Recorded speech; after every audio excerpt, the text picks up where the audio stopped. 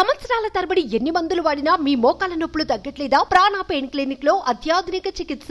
కష్టకాలంలో ఆ దేవుడు కరుణిస్తాడో లేదో తెలీదు కానీ మనిషి రూపంలో ఉన్న ఓ దేవుడు మాత్రం పిలిస్తే పలుకుతాడు. ఎవరనుకుంటున్నారా?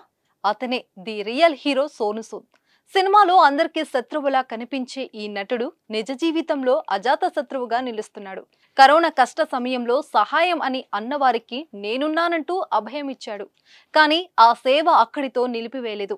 సూద్ చారిటీ ఫౌండేషన్ ను స్థాపించి దేశ నలుమూలలకు తన సేవలను అందిస్తున్నారు. తాజాగా ఓ దివ్యాంగుడికి నేనున్నానంటూ చేయూతనందించాడు.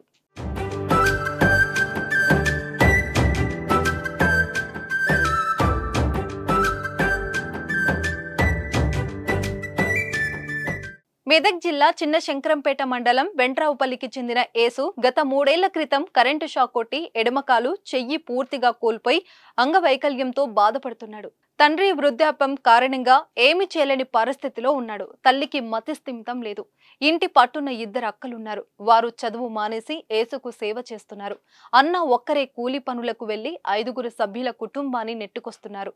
ఈ క్రమంలోనే తమ్ముడు యేసుకు దివ్యాంగుల పెన్షన్ ఇప్పించాలని గత 3 ఏళ్లుగా ప్రభుత్వ కార్యాలయాల చుట్టూ తిరుగుతున్నా కానీ ఎవరూ స్పందించలేదు. దీంతో బతుకు భారమైపోయిందని బాధితుడు యేసు కన్నీరు మున్నీరుగా విలిపించాడు. ఈ కుటుంబ దీన పరిస్థితిపై సానిక్ష ఫౌండేషన్ చైర్మన్ శివ, సినీ నటుడు సోను సూద్ బృందం సభ్యులు భార్గవ్, అనుష దృష్టికి తీసుకెళ్లి సాయం చేయాలని కోరారు. స్పందించిన సోను సూద్ యేసుకు 3 చక్రాల కుర్చీ, నిత్యావసర సరుకులను పంపించారు. వీరి కుటుంబ పరిస్థితి దయనీయంగా ఉందని, పెళ్లిడుకొచ్చిన ఆడపిల్లలు ఉన్నారని, దాతలు ముందుకొచ్చి ఆదుకోవాలని సానిక్ష ఫౌండేషన్ చైర్మన్ శివ కోరుతున్నారు.